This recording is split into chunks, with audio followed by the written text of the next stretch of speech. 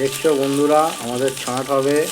এখন দিয়ে দিয়েছি আদা রসুন পেঁয়াজ দিয়ে একটু ভেজে নিচ্ছি। এরপরে দেওয়া হবে হলুদ। দেখছো হলুদ দেওয়া হচ্ছে, পরিমাণ মতো হলুদ। দেখছো লঙ্কার গুঁড়ো দেওয়া হচ্ছে পরিমাণ মতো। মশলাটা না পুড়ে যায় তার জন্য একটু জল দেওয়া হলো, দিয়ে একটু ভালো করে একটু নেড়ে দিতে হবে। এই যে দেখছেন নেড়ে দিলাম, কারণ মশলাটা নাহলে কড়াইয়ে পুড়ে লেগে যাবে। এবার দেবো ধনে গুঁড়ো, পরিমাণ মতো দেওয়া হবে। ধনে গুঁড়োটা দেওয়ার পরে একটু ভালো করে নেড়ে নিতে হবে।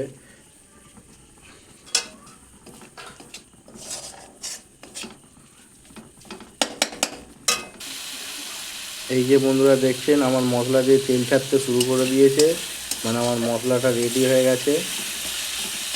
দেখতে পাচ্ছেন মশলা দিয়ে আপনি আর তেল ছেড়ে দিচ্ছে।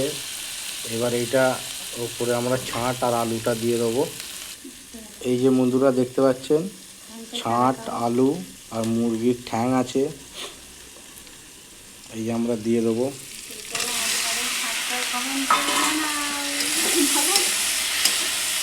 দেওয়ার পরে একটু ভালো করে নেড়ে নেবো, যাতে মশলাগুলো সব লেগে যায় ছাঁটের গায়ে আলুর গায়ে।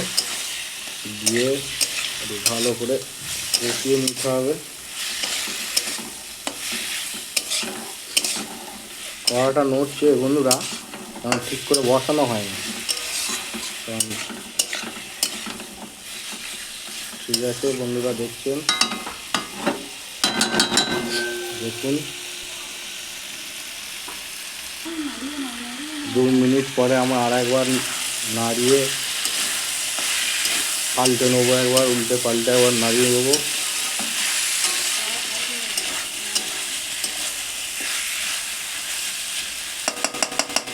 আবার একবার 5 মিনিট প্রেসারে রেখে দেবো বন্ধুরা দেখুন।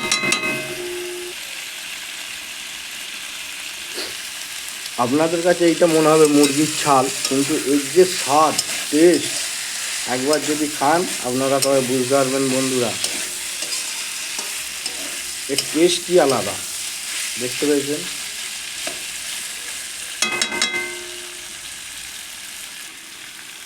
এখন এবার এতে একটু দিয়ে দেবো জল,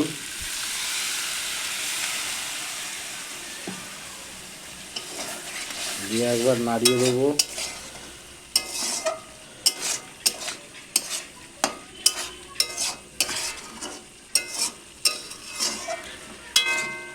আচ্ছা বন্ধুরা বলুন তো, এটা একটা দরকারি জিনিস দেওয়া হয়নি, সেই জিনিসটা কি?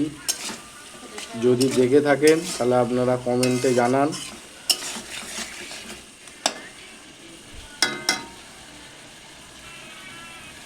ভিডিওটা ভালো লেগে থাকলে লাইক কমেন্ট শেয়ার করে দেবেন। ঠিক আছে বন্ধুরা, ধন্যবাদ।